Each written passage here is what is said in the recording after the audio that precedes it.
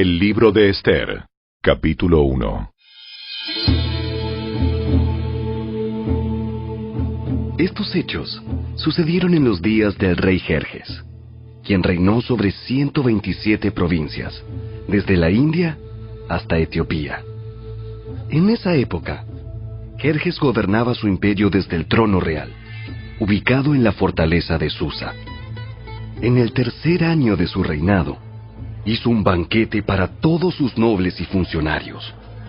Invitó a todos los oficiales del ejército de Persia y Media, y también a los príncipes y nobles de las provincias. La celebración duró 180 días, y fue una gran exhibición de la opulenta riqueza de su imperio y de la pompa y el esplendor de su majestad. Cuando todo terminó, el rey ofreció un banquete para todo el pueblo, que se encontraba en la fortaleza de Susa, desde el más importante hasta el más insignificante. El banquete duró 7 días y se realizó en el patio del jardín del palacio.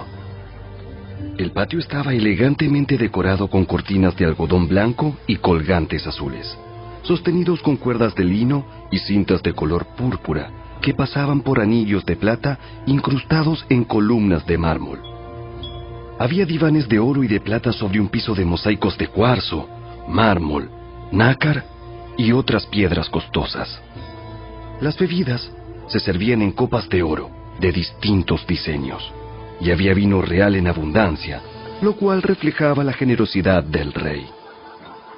Por decreto del rey, no había límite de consumo, porque el rey había dado instrucciones a todos los empleados del palacio de que sirvieran a cada hombre cuanto quisieran. Al mismo tiempo, la reina Vasti hizo un banquete para las mujeres en el palacio real del rey Jerjes.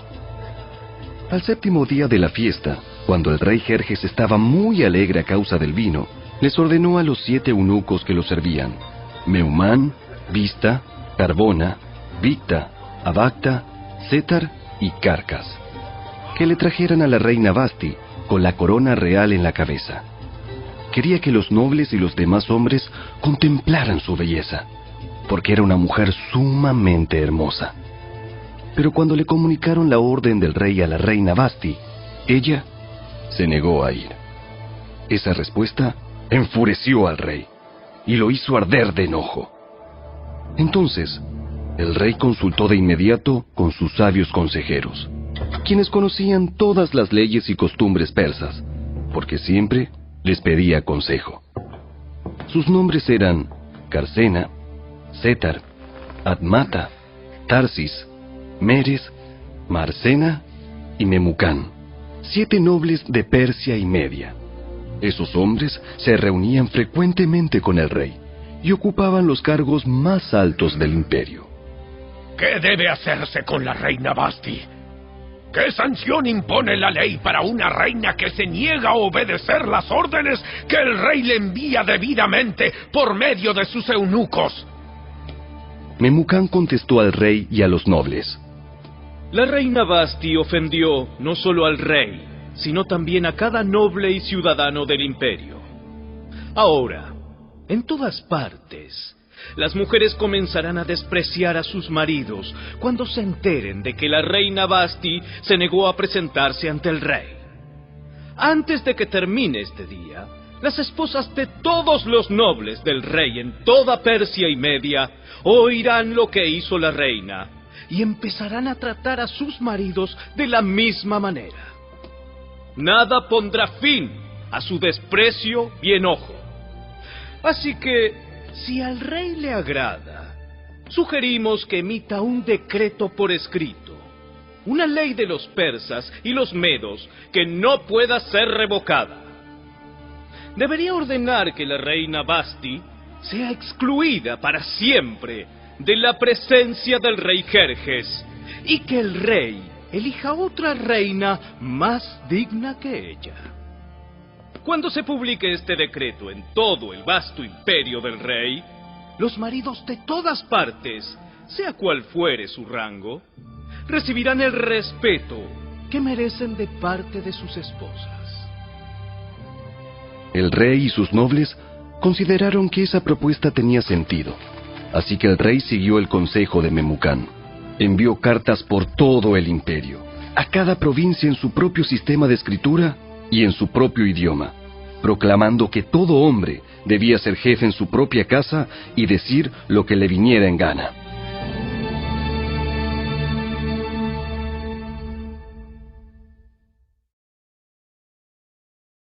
Capítulo 2. Una vez que se le pasó el enojo, Jerjes comenzó a pensar en Vasti y en lo que ella había hecho, y también en el decreto que él había firmado. Así que sus asistentes personales sugirieron lo siguiente: busquemos en todo el imperio jóvenes hermosas y vírgenes para el rey. Que el rey nombre delegados en cada provincia para que reúnan a esas hermosas jóvenes en el harén real en la fortaleza de Susa. Hegai, el eunuco del rey a cargo del harén, se ocupará de que todas ellas reciban tratamientos de belleza. Después, la joven que más agrade al rey será reina en lugar de Vasti. Al rey le pareció muy bueno ese consejo, así que decidió ponerlo en práctica. Por esos días, en la fortaleza de Susa, había un judío llamado Mardoqueo, hijo de Jair. Pertenecía a la tribu de Benjamín y era descendiente de Cis y Simei. Su familia había estado entre los que, junto con Joaquín, rey de Judá, fueron desterrados de Jerusalén y llevados a Babilonia por el rey Nabucodonosor. Mardoqueo tenía una prima joven muy hermosa y atractiva, que se llamaba Hadasa, a la cual también le decían Ester. Cuando el padre y la madre de ella murieron, Mardoqueo la adoptó, la integró a su familia y la crió como su propia hija. Como resultado del decreto del rey, Ester, junto con muchas otras jóvenes, fue llevada al harén del rey en la fortaleza de Susa y entregada al cuidado de Hegai. Hegai quedó muy impresionado con Ester y la trató con mucha amabilidad. Enseguida ordenó que le prepararan una dieta especial y se le hicieran tratamientos de belleza. También le asignó 7 doncellas escogidas especialmente del palacio del rey, y la trasladó junto con ellas al mejor lugar del harén.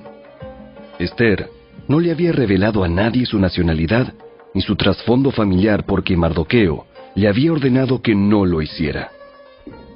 Todos los días, Mardoqueo daba un paseo cerca del patio del harén para averiguar cómo estaba Ester y qué le sucedía. Antes de ser llevada a la cama del rey, a cada joven se le hacían obligatoriamente tratamientos de belleza durante 12 meses. Los primeros 6 con aceite de mirra y los siguientes con perfumes y ungüentos especiales. Cuando llegaba el momento para presentarse en el palacio del rey, se le permitía elegir la ropa y las joyas que quisiera llevarse del harén. Esa noche la llevaban a las habitaciones privadas del rey, y a la mañana siguiente la pasaban a un segundo harén, donde vivían las esposas del rey. Allí quedaba al cuidado de Sasgás, el eunuco del rey que se ocupaba de las concubinas. Jamás volvía a la presencia del rey a menos que a él le hubiera agradado de manera especial y la mandara a llamar por su nombre. Ester era hija de Abihail, tío de Mardoqueo. Mardoqueo había adoptado como hija a su prima menor, Ester. Cuando a Ester le llegó el turno de ser llevada ante el rey, ella siguió el consejo de Hegai, el eunuco encargado del harén. No pidió nada aparte de lo que él le sugirió, y todos los que la veían, la admiraban. Llevaron a Ester ante el rey Jerjes, en el palacio real, a comienzos del invierno del 7º año de su reinado. Y el rey amó a Ester más que a todas las demás jóvenes. Estaba tan encantado con ella que le puso la corona real sobre la cabeza y la declaró reina en lugar de Vasti. Para celebrar la ocasión, ofreció un gran banquete en honor de Ester a todos sus nobles y funcionarios. Decretó día de fiesta para las provincias y entregó generosos regalos a todos. Aún después de que todas las jóvenes fueron trasladadas al segundo harén y Mardoqueo fue designado oficial del palacio, Ester siguió manteniendo en secreto su trasfondo familiar y su nacionalidad. Todavía seguía los consejos de Mardoqueo, tal como cuando vivía en su casa. Cierto día, mientras Mardoqueo estaba de guardia en la puerta del rey, dos de los eunucos del rey, Bigtana y Teres, guardias que custodiaban la entrada a las habitaciones privadas del rey, se enojaron con el rey Jerjes y conspiraron para asesinarlo. Pero Mardoqueo se enteró del complot y le pasó la información a la reina Ester. Entonces ella se lo contó al rey y le dio el crédito a Mardoqueo por la noticia. Cuando se hizo la investigación y se confirmó que lo que decía Mardoqueo era cierto, los dos hombres fueron atravesados con un poste afilado. Todo el suceso quedó registrado en el libro de la historia del reinado del rey Jerjes.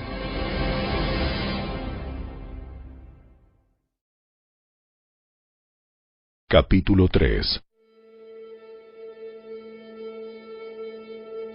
Tiempo después, el rey Jerjes ascendió a Amán, hijo de Amedata el Agageo. Lo puso por encima de todos los demás nobles y lo convirtió en el funcionario más poderoso del imperio. Todos los funcionarios del rey se inclinaban ante Amán en señal de respeto cada vez que él pasaba porque el rey lo había ordenado. Pero Mardoqueo se negó a inclinarse ante él o a rendirle homenaje. Entonces, los funcionarios del palacio, que estaban a la puerta del rey, le preguntaron a Mardoqueo: ¿Por qué desobedeces la orden del rey? Todos los días le hablaban de lo mismo, pero aún así, él se negaba a cumplir la orden. Entonces le informaron a Amán para saber si él toleraría la conducta de Mardoqueo, ya que Mardoqueo les había dicho que era judío. Cuando Amán vio que Mardoqueo no se inclinaba ante él, ni le rendía homenaje, se llenó de furia. Como se había enterado de la nacionalidad de Mardoqueo, decidió que no bastaba con matar solamente a él. Entonces, buscó la forma de destruir a todos los judíos a lo largo y ancho del imperio de Jerjes. Así que, en el mes de abril, durante el año 12 del reinado de Jerjes, echaron el plan a suertes en presencia de Amán. Las suertes se llamaban Purim, a fin de determinar cuál era el mejor día y mes para llevar a cabo el plan. Se escogió el día 7 de marzo, casi un año después.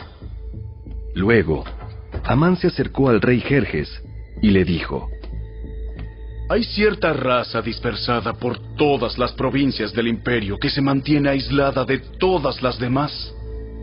Tienen leyes diferentes de los demás pueblos y se niegan a obedecer las leyes del rey.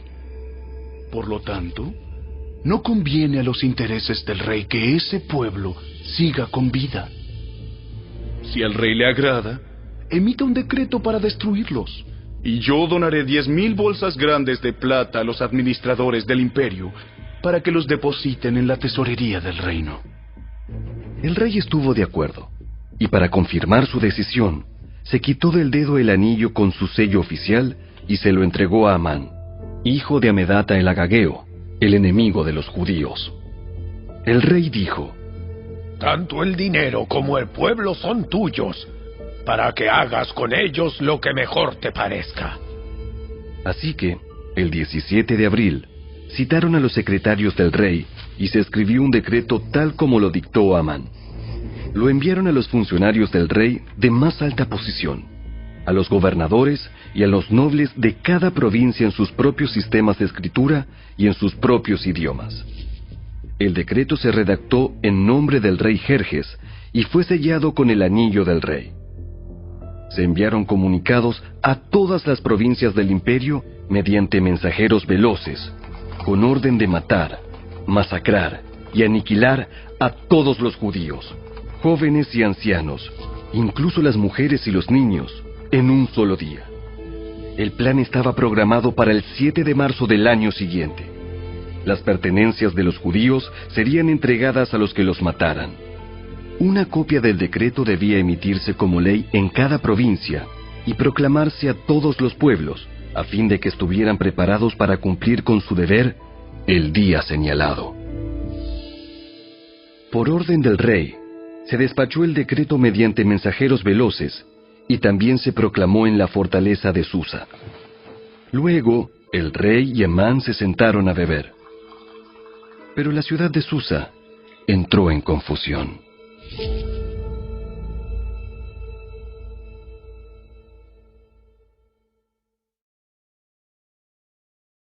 Capítulo 4. Cuando Mardoqueo se enteró de todo lo que había ocurrido, se rasgó su ropa, se vistió de tela áspera, se arrojó ceniza y salió por la ciudad llorando a gritos con un amargo lamento. Llegó hasta la puerta del palacio, porque no se permitía que nadie entrara por la puerta del palacio vestido de luto. A medida que la noticia del decreto real llegaba a todas las provincias, había más duelo entre los judíos. Ayunaban, lloraban y se lamentaban, y muchos se vestían con tela áspera y se acostaban sobre ceniza. Cuando las doncellas y los eunucos de la reina Ester se le acercaron y le contaron lo de Mardoqueo, ella se angustió profundamente. Le envió ropa para reemplazar la tela áspera, pero él la rechazó. Luego, Ester llamó a Atac, uno de los eunucos del rey que había sido designado como su asistente. Le ordenó que fuera a ver a Mardoqueo y averiguara qué era lo que le preocupaba y por qué estaba de luto. Entonces Atac salió a buscar a Mardoqueo a la plaza, frente a la puerta del palacio. Mardoqueo lo puso al tanto de todo lo que había pasado. Hasta le dijo el monto exacto de dinero que Amán había prometido depositar en la tesorería del reino para la destrucción de los judíos. Mardoqueo le entregó a Atac una copia del decreto emitido en Susa, que ordenaba la muerte de todos los judíos. Le pidió a Atac que se lo mostrara a Ester y le explicara la situación. También le pidió a Atac que la exhortara a presentarse ante el rey para suplicarle compasión e interceder a favor de su pueblo. Así que Atac volvió a Ester con el mensaje de Mardoqueo. Entonces Ester le ordenó a Atac que volviera a ver a Mardoqueo y le diera el siguiente mensaje. Todos los funcionarios del rey e incluso la gente de las provincias saben que cualquiera que se presenta ante el rey en el patio interior sin haber sido invitado está condenado a morir, a menos que el rey le extienda su cetro de oro, y el rey no me ha llamado a su presencia en los últimos 30 días. Así que Atac le dio el mensaje de Ester a Mardoqueo. Mardoqueo le envió la siguiente respuesta a Ester. No te creas que por estar en el palacio escaparás cuando todos los demás judíos sean asesinados. Si te quedas callada en un momento como este, el alivio y la liberación para los judíos surgirán de algún otro lado, pero tú y tus parientes morirán. ¿Quién sabe si no llegaste a ser reina precisamente para un momento como este? Entonces, Ester envió la siguiente respuesta a Mardoqueo. Ve y reúne a todos los judíos que están en Susa y hagan ayuno por mí. No coman ni beban durante 3 días, ni de noche ni de día. Mis doncellas y yo haremos lo mismo. Entonces, aunque es contra la ley, entraré a ver al rey. Si tengo que morir, moriré. Así que Mardoqueo se puso en marcha e hizo todo tal como Ester le había ordenado.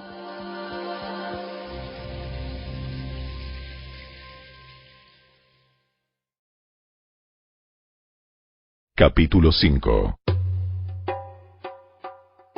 Al tercer día del ayuno, Ester se puso las vestiduras reales y entró en el patio del interior del palacio, que daba justo enfrente a la sala del rey.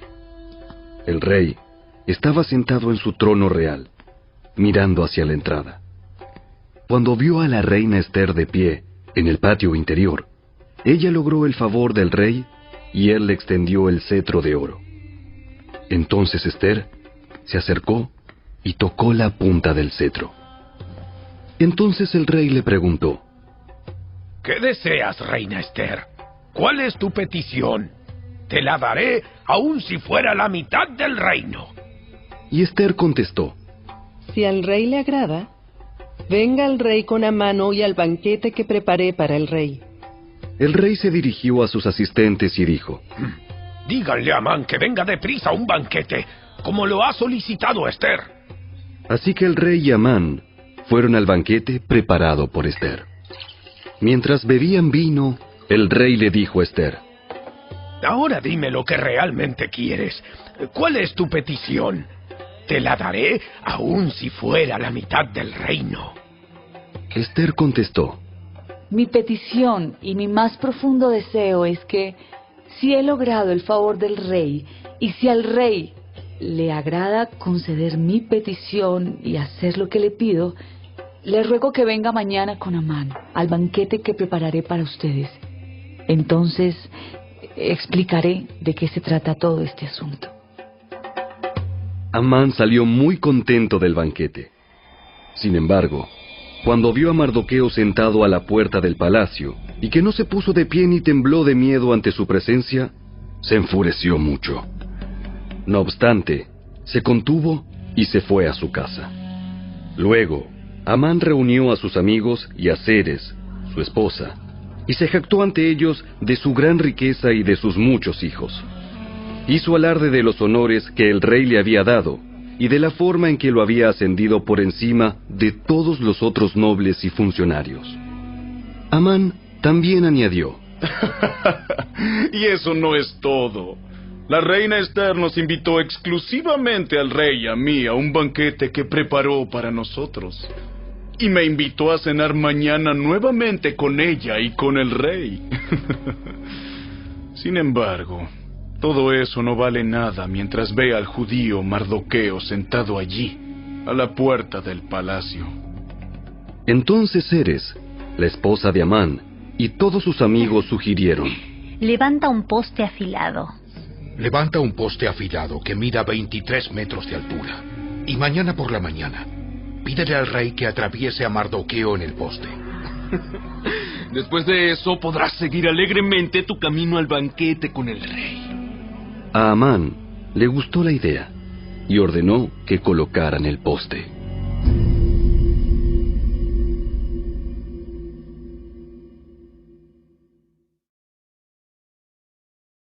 Capítulo 6. Esa noche, el rey no podía dormir. Entonces ordenó a un asistente que le trajera el libro de la historia de su reino para que se lo leyeran. En los registros, descubrió el relato de cuando Mardoqueo informó del complot que Bigtana y Teres, dos de los eunucos que cuidaban la puerta de las habitaciones privadas del rey, habían tramado para asesinar al rey Jerjes. ¿Qué recompensa o reconocimiento le dimos a Mardoqueo por este acto? Sus asistentes contestaron: Nunca se ha hecho nada. ¿Quién está en el patio exterior?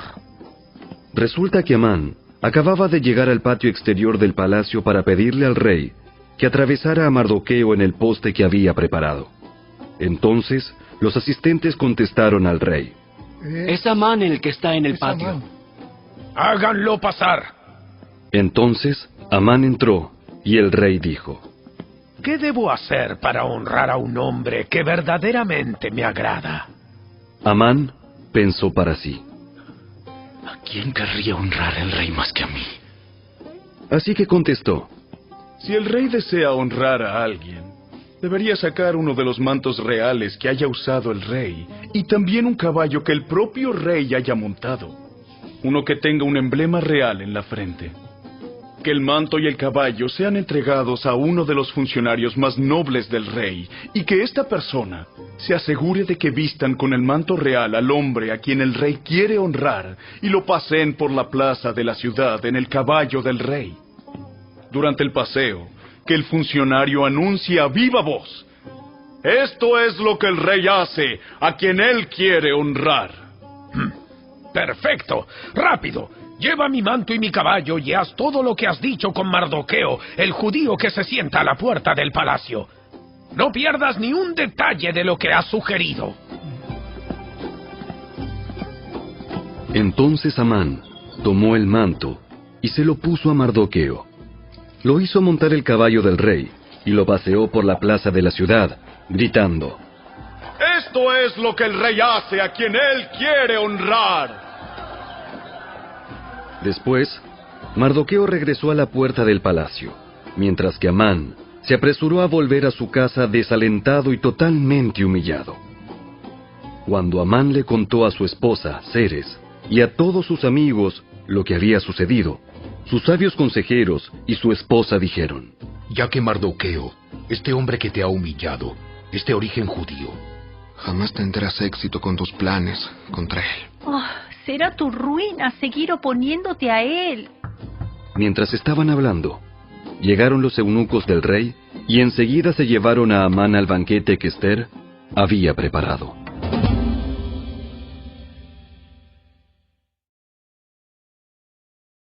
Capítulo 7.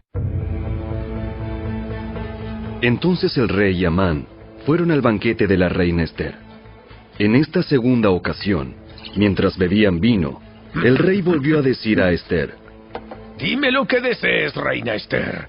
¿Cuál es tu petición? Yo te la daré, aun si fuera la mitad del reino. La reina Ester contestó: Si he logrado el favor del rey, y si al rey le agrada conceder mi petición, pido que mi vida y la vida de mi pueblo sean libradas de la muerte. Pues mi pueblo y yo hemos sido vendidos para ser muertos, masacrados y aniquilados. Si solo nos hubieran vendido como esclavos, yo me quedaría callada, porque sería un asunto por el cual no merecería molestar al rey. ¿Quién sería capaz de hacer semejante cosa? ¿Quién podría ser tan descarado para tocarte a ti? Ester contestó: Este malvado Amán es nuestro adversario y nuestro enemigo. Amán se puso pálido de miedo delante del rey y de la reina. Entonces el rey, enfurecido, se levantó de un salto y salió al jardín del palacio. Amán, en cambio, se quedó con la reina Ester para implorar por su vida, porque sabía que el rey pensaba matarlo. En su desesperación, se dejó caer sobre el diván donde estaba reclinada la reina Ester, justo cuando el rey volvía del jardín del palacio. El rey exclamó: ¡Hasta se atreve a atacar a la reina aquí mismo, en el palacio, ante mis propios ojos! Entonces, en cuanto el rey habló, sus asistentes le cubrieron la cara a Amán en señal de condena. Luego, Arbona, uno de los eunucos del rey, dijo: Amán ha levantado un poste afilado de 23 metros de altura en el patio de su casa. Tenía pensado utilizarlo para atravesar a Mardoqueo, el hombre que salvó al rey de ser asesinado. ¡Que atraviesen a Amán en ese poste! Entonces, atravesaron a Amán con el poste que había levantado para Mardoqueo, y la furia del rey se calmó.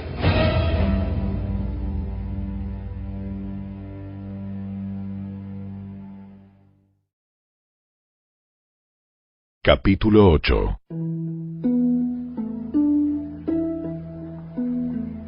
Ese mismo día, el rey Jerjes entregó a la reina Ester las propiedades de Amán, el enemigo de los judíos.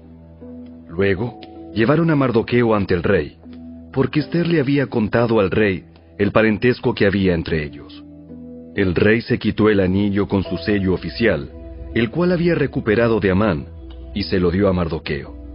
Y Ester nombró a Mardoqueo como encargado de las propiedades de Amán.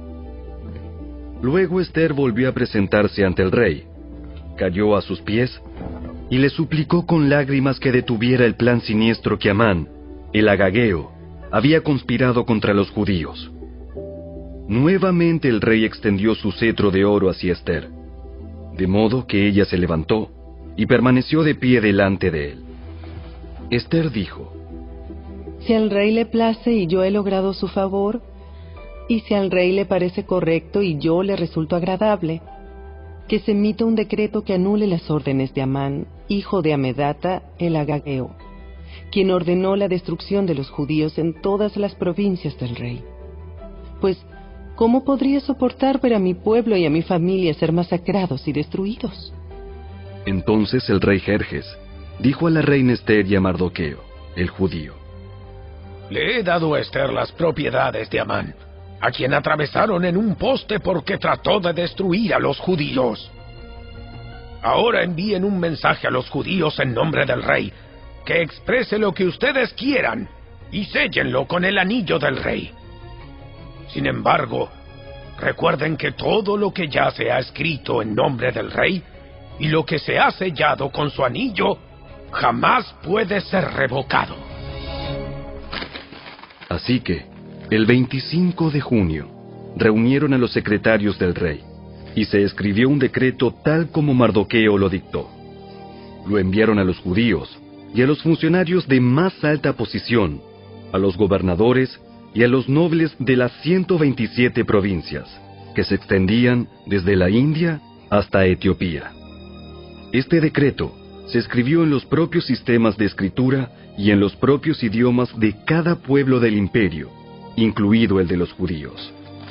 El decreto se redactó en nombre del rey Jerjes y fue sellado con el anillo del rey. Mardoqueo envió los comunicados por medio de los mensajeros veloces, quienes montaban caballos rápidos, criados especialmente para el servicio del rey. El decreto del rey les daba autoridad a los judíos de todas las ciudades para unirse y defender su vida. Se les permitía matar, masacrar y aniquilar a cualquiera, de cualquier nacionalidad o provincia, que los atacara a ellos o a sus esposas e hijos. También podían apoderarse de los bienes de sus enemigos. El día escogido para llevar a cabo esa acción en todas las provincias del rey Jerjes fue el 7 de marzo del año siguiente. En cada provincia debía emitirse una copia de ese decreto como ley y proclamarse a todos los pueblos, para que los judíos estuvieran preparados para vengarse de sus enemigos el día señalado. Así que, impulsados por el mandato del rey, los mensajeros salieron a toda prisa sobre caballos rápidos, criados para el servicio del rey. Este mismo decreto también se proclamó en la fortaleza de Susa. Luego, Mardoqueo salió de la presencia del rey vestido con el manto real azul y blanco, con una gran corona de oro y con una capa de púrpura y lino de la más alta calidad.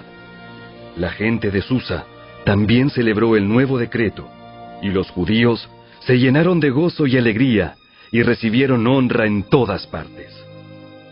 En cada provincia y ciudad, en cada lugar donde llegaba el decreto del rey, los judíos se alegraban mucho, festejaban a lo grande y declararon el día feriado y de celebración. También, muchas personas del territorio se hicieron judíos por temor a lo que pudieran hacerles los judíos.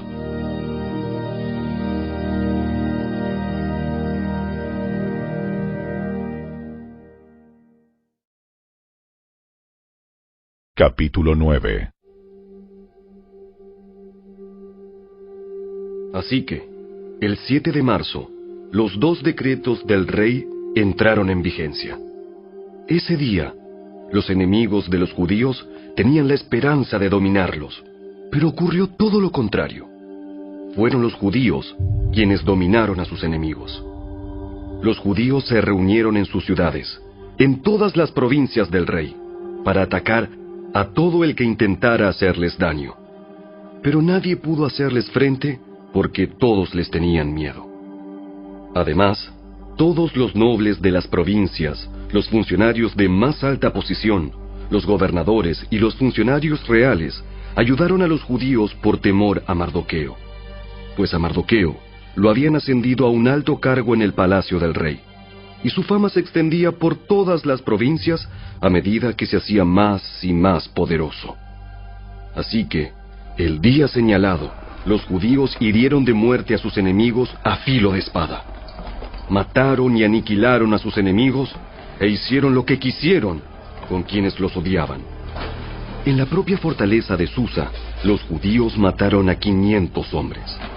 También mataron a Parsandata, a Dalfón, a Aspata, a Porata, a Adalía, a Aridata, a Parmasta, a Arisai, a Aridai y a Baisata, los 10 hijos de Amán, hijo de Amedata, el enemigo de los judíos, pero no se quedaron con ninguna de sus pertenencias.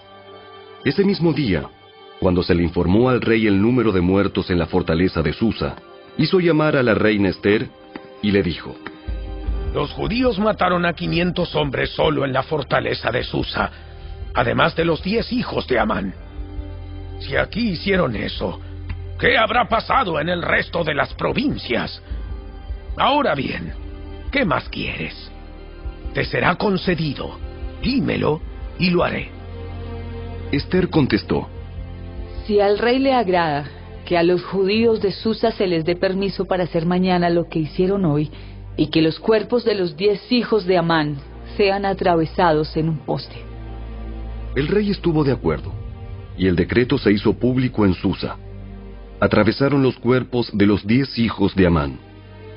Luego, el 8 de marzo, los judíos de Susa se reunieron y mataron a 300 hombres más, y otra vez tampoco se quedaron con ninguna de sus pertenencias. Mientras tanto, los demás judíos en todas las provincias del rey se reunieron para defender su vida. Quedaron aliviados de todos sus enemigos, al matar a 75,000 de los que los odiaban, pero no se quedaron con ninguna de sus pertenencias. Eso ocurrió en todas las provincias el 7 de marzo, y el día 8 descansaron para celebrar su victoria con un día de fiesta y alegría. Los judíos de Susa mataron a sus enemigos el día 7 de marzo, continuaron el 8, y luego el día 9 descansaron, y lo designaron su día de fiesta y alegría. De manera que, hasta el día de hoy, los judíos del campo que viven en aldeas remotas celebran un día feriado anualmente en el día señalado a fines del invierno, en el cual se alegran y se mandan regalos de comida unos a otros. Mardoqueo registró esos acontecimientos y envió cartas a los judíos que vivían cerca y lejos, en todas las provincias del rey Jerjes, para motivarlos a celebrar cada año un festival durante esos 2 días. Les dijo que debían celebrar esos días con alegría y festejos, obsequiándose porciones de comida unos a otros y haciendo regalos a los pobres. Ese festival conmemoraría el tiempo en que los judíos quedaron aliviados de sus enemigos, cuando su dolor se convirtió en alegría y su duelo en gozo. Así que los judíos aceptaron la propuesta de Mardoqueo y adoptaron esa costumbre anual. Amán, hijo de Amedata el Agageo, el enemigo de los judíos, había conspirado para aplastarlos y destruirlos en la fecha escogida al echar suertes. A las suertes se las llama Purim. Pero cuando Ester se presentó ante el rey, él emitió un decreto que causó que el plan siniestro de Amán se volviera en su contra. Y tanto Amán como sus hijos fueron atravesados en un poste afilado. Por eso la celebración se llama Purim, porque es la palabra que se empleaba antiguamente para la frase echar suertes. Por lo tanto, debido a la carta de Mardoqueo y a la experiencia que vivieron, los judíos de todo el reino se pusieron de acuerdo para iniciar esa tradición y pasarla a sus descendientes y a todos los que se hacían judíos. Declararon que jamás dejarían de celebrar cada año esos 2 días prescritos en la fecha señalada. Esos días se recordarían y se mantendrían de generación en generación, y serían celebrados por cada familia en todas las provincias y ciudades del imperio. El festival de Purim nunca dejaría de celebrarse entre los judíos, ni se extinguiría de entre sus descendientes el recuerdo de lo ocurrido. Luego, la reina Ester, hija de Abihail, junto con Mardoqueo, el judío, escribieron otra carta en la cual la plena autoridad de la reina respaldaba la carta de Mardoqueo para establecer el festival de Purim. Se enviaron cartas con deseos de paz y seguridad a los judíos de las 127 provincias del imperio de Jerjes. Esas cartas establecían la celebración anual del festival de Purim en las fechas señaladas, como lo habían decretado el judío Mardoqueo y la reina Ester. El pueblo decidió celebrar el festival, de la misma manera que había decidido establecer el tiempo de ayuno y luto para sí y sus descendientes. Así que el mandato de Ester confirmó la costumbre del Purim, y todo quedó escrito en los registros.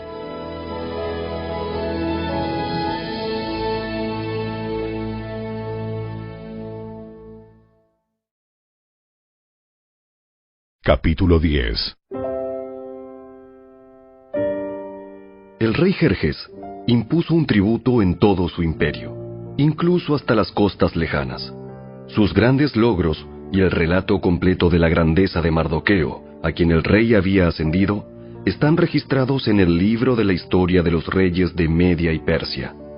Mardoqueo, el judío, llegó a ser primer ministro, segundo en mando después del propio rey Jerjes. Fue un hombre muy importante entre los judíos, de gran estima ante ellos, porque siguió actuando a favor de su pueblo y defendiendo el bienestar de todos sus descendientes.